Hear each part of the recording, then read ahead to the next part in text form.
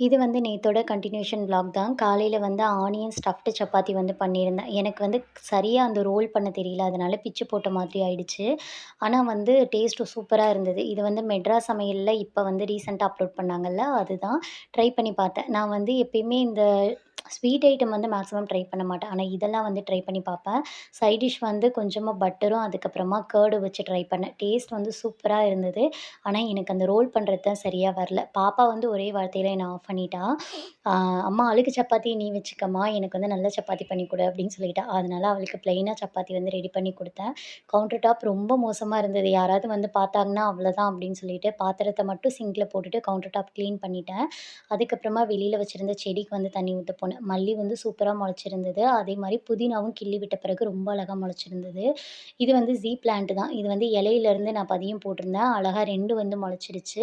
அப்புறம் வெங்காயம் இது வந்து நானு ஃப்ரைட் ரைஸ்